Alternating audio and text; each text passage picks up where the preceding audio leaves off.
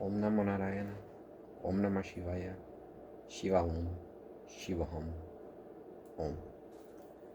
Welcome to another satsang with your host Chuck the Yogi from the Yogi Cave as we go through the third wave of this year and through the rest of the rabbit hole that is 2020. Let us continue with the ultimate rabbit hole, which is the Yoga Sutra. Alright, so where was I? 2.48. Tato dvanva anabhigataha. Thence results unassailability by the pairs of opposites. So what Patanjali is trying to say here is that a person is able to move beyond logical opposites, right? Because people, especially if they're concrete operational, will tend to see things as either good or bad, good or evil, right or wrong, and so forth and so on. So these are logical pairs of opposites that a yogi is able to overcome the Hegelian dialectic of thesis and antithesis, right? And is always in a state of synthesis, which is another way of saying samadhi, right? 2.49. Tasmin sati shvasa parashvasayor gati vichedaha pranayamaha. When this is achieved, breath control, which is the cutting of the flow of inhalation exhalation, should be practiced. So pranayama is always, or breath, manipulation of breath is always an important part of yoga, and the reason for that is because breath in the yoga tradition is just an external manifestation of energy flow.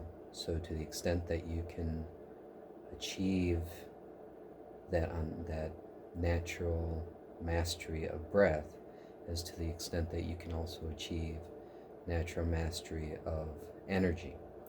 But I'm not going to get too much into pranayama, and I wouldn't advise to practice pranayama without proper guidance, because it can cause mental as well as physical issues if it's not done right.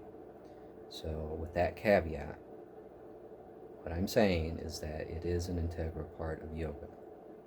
Anyway, 2.50. Bahya abhyantara stamba vrittirdesha kala samkhyabihi paridrishto dirga sukshmaha.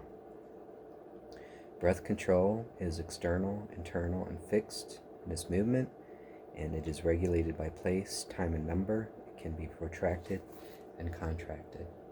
So these are just the different variants of how pranayama can be practiced. So it's just important just to understand the outline of the elements of pranayama. And again, I would advise to seek proper guidance in order to practice pranayama properly.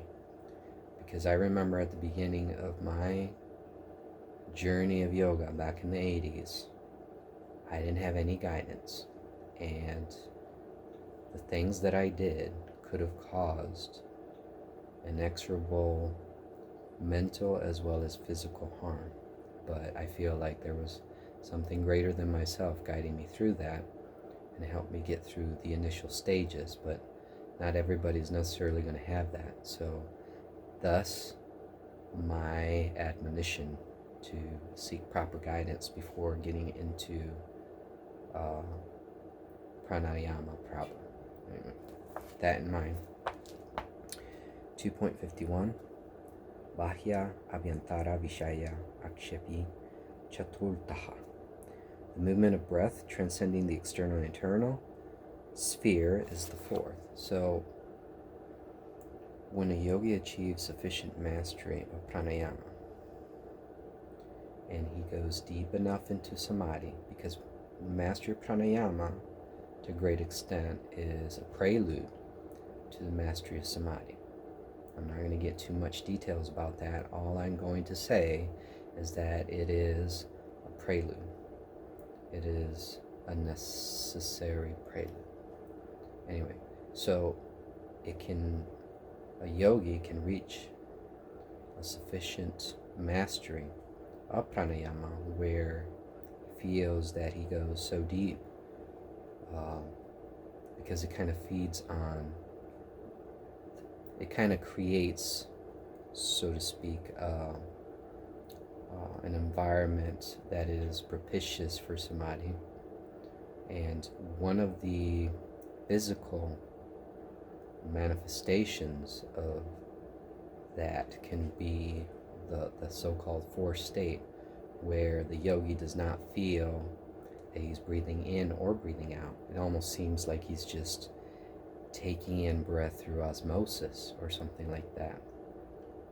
And when yogis achieve that state of advancement in pranayama, they can do these extraordinary things like be buried alive and do other things that normal human beings wouldn't be able to engage in. And I'm not going there, all I'm saying is that this is the key to achieving those types of states, but it's not necessary to focus too much on the spectacular aspects of that, but rather on the fact that when a yogi achieves that fourth state, he may feel, or it may seem, that the yogi isn't breathing in nor out, right?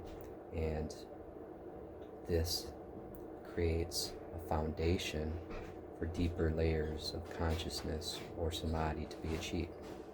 Let's just leave it there. 2.52 Tataha kshiyate prakasha avanana. Thence the covering of the inner light disappears. So, again, going back to the Samkhya philosophy, there's this understanding in yoga that the human being that this is a series of shis or koshas, right? Like layers of an onion, right? And the purpose of yoga is to be able to uncover, almost like a Russian doll, uncover those layers to get to the core, right? So this is what Patanjali is alluding to. 2.53 Dharanasu cha yogyata manasaha. And the yogin gains the fitness of the mind for concentration. So, everything that I just explained before is just to reach that stage of dharana, or concentration, right? So I said that pranayama is a necessary prelude to samadhi, but I should have included the fact that samadhi is the ultimate goal, right? A never-ending state of samadhi. But in order to achieve that, you have to go through that step of concentration to be able to focus and, like a laser beam, on what is desired, what the yogin wants to manifest. So it's a stepping stone in that direction. But without that mastery, that stepping stone cannot be achieved, right? And I think I'm going to leave it here because this is a mouthful, but we are almost done with the second pada, and I started doing this about a year ago, practicing, doing this over and over again, erasing things over and over again, gigabytes worth, right? So this is quite an achievement for me to be able to say that finally I'm nearing the end after months and months and months of doing this, of nearing the end of the second pada. So I'm quite excited about that. Anyway, Om Namo Narayana, Om Namah Shivaya, Shiva Om, Shiva Hum, Jai Ma, Jai Ma, Jai Mahakal. Till next time.